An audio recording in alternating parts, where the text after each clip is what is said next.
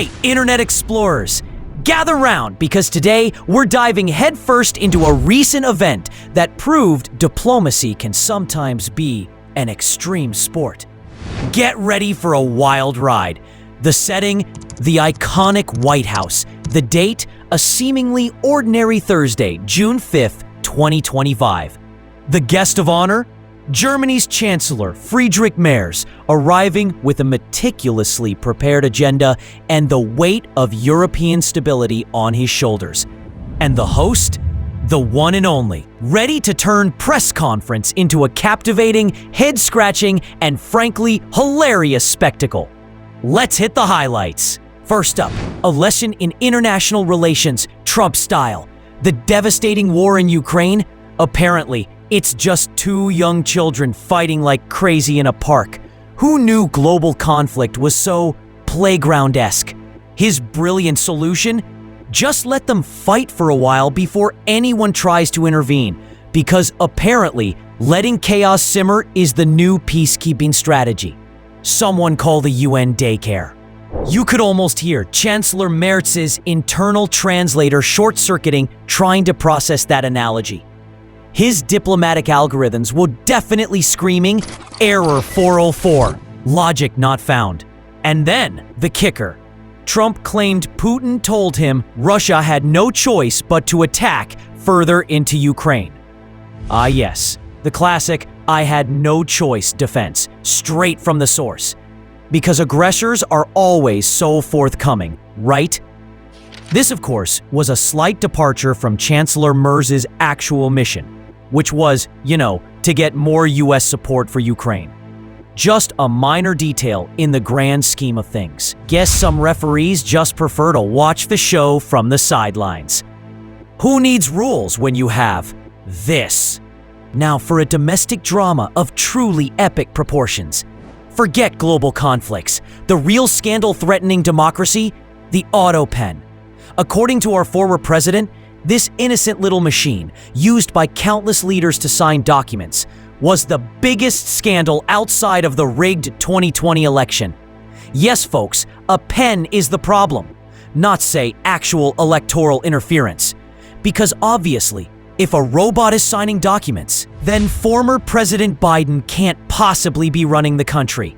It's a conspiracy of circuits and ink. Call the Secret Service on the robots. He even claimed he debated the human mind and didn't think Biden knew what the hell he was doing. We're still unclear if he meant a human mind or the human mind in general. Either way, sounds like a real intellectual heavyweight match. Merz probably considered checking his own official stationery for signs of sentience. Just another Tuesday in diplomatic circles, apparently.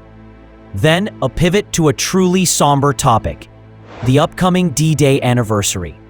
A day of immense sacrifice. A pivotal moment in history. A day when Americans helped liberate Europe. You'd think it's a no-brainer for respectful commentary. His insightful commentary? That was not a pleasant day for you? Oh, the tact. It's like telling someone their birthday was not pleasant because they had to blow out candles. Merz, with the patience of a saint, had to clarify that D-Day was actually his country's liberation from Nazi dictatorship. A minor detail he felt was, important. History lesson interrupted, and possibly entirely missed. Time for some groundbreaking economic news. He claimed egg prices had come down 400%. Yes, you heard that right. Not just free eggs, but eggs that pay you to take them home. We checked. Our local grocery store is still charging. Sadly, our wallets remain intact. No egg-based payouts yet. We can dream. Next up, sanctions on Russia.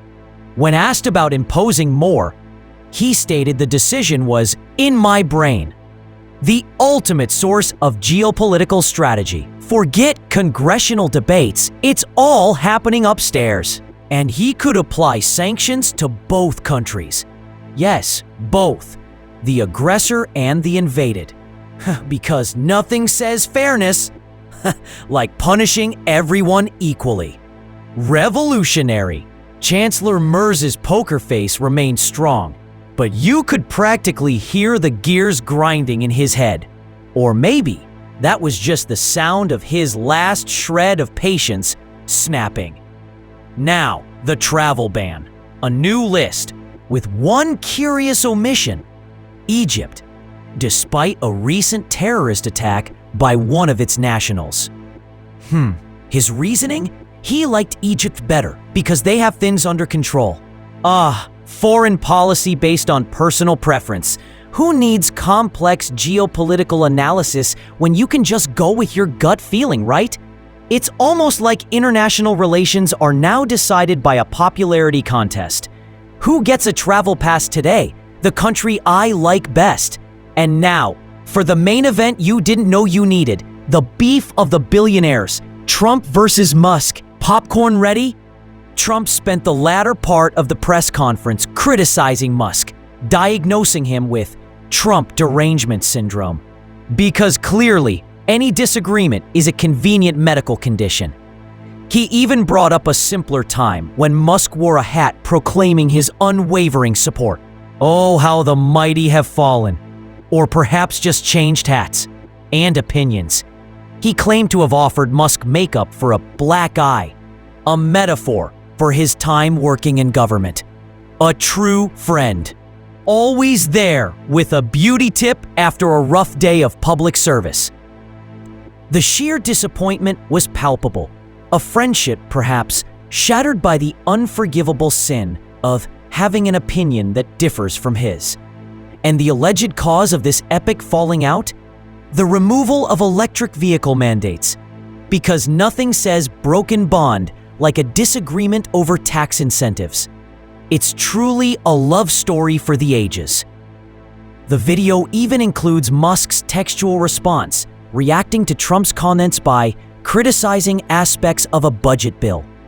A master of the pivot, indeed. Always keep on guessing. And that, ladies and gentlemen, was the press conference. A whirlwind of whatever that was. Take a bow, everyone.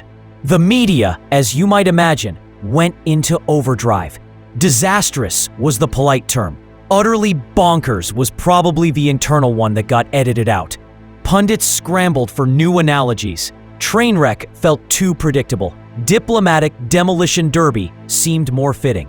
And somehow, even that felt inadequate. The stark contrast between Chancellor Merz's calm composure and everything else was truly a masterclass in poker facing. You almost felt bad for the guy. Almost. The egg price claims? Still not real. We double-checked. Our grocery bills sadly confirmed this devastating truth. No free eggs for us. The D-Day gaffe? A stark reminder that some historical moments are just not up for casual banter. Seriously, read a book. And the Autopen, still signing documents, probably oblivious to its newfound scandalous status. It's just doing its job, people. The In My Brain sanctions plan sounds like a highly secure, albeit utterly unpredictable, thought process. We hope there's a good firewall in there. Chancellor Merz probably felt like he was trying to conduct a symphony while a marching band played out of tune in the background. Good thing he came prepared. It appears some of the fundamental rules of international diplomacy were reinterpreted on the fly. Or perhaps just thrown out the window entirely. Hats off to Chancellor Merz for maintaining his composure throughout this geopolitical comedy show. He deserves a medal, or at least a very, very long vacation. It's the kind of press conference that leaves you questioning reality, and possibly your sanity. But hey, if nothing else, it certainly kept things interesting. And totally unpredictable. Who reads a script when you have this? Because even when it's utterly baffling, it's undeniably engaging. And it sells a lot of popcorn.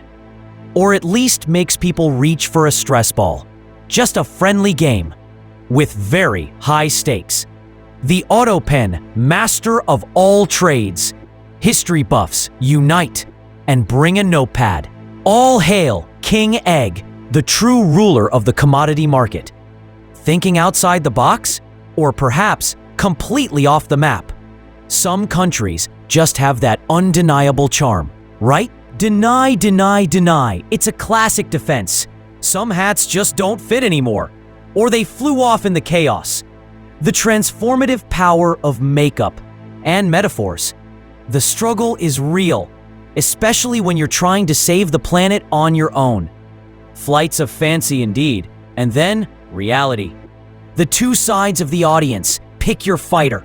The world reacts with a collective, bewildered, whoa. Finding his inner peace amidst the absolute madness, we could all learn a thing or two.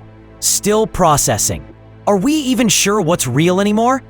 So there you have it, folks. Another day, another truly unforgettable chapter in the annals of, well, whatever this is. If you made it this far, congratulations. You've successfully navigated the wild currents of presidential press conferences. You're basically a diplomat now. If you found this bizarre journey as entertaining as we did, hit that subscribe button. It helps us keep the lights on and the analysis flowing. Give us a thumbs up if you found this illuminating, or at least provided a good laugh. We appreciate it. Share this video with a friend who needs a dose of reality or just a really good chuckle. Or both. They'll thank you later. What was your favorite head-scratching moment? Did anything make your jaw drop? Let us know in the comments below. We always love hearing from you, because in the grand theater of global affairs, there's always another act, another scene, and definitely another headline just around the corner. Stay tuned. Thanks for watching, and we'll see you next time on Presidential Poker Face.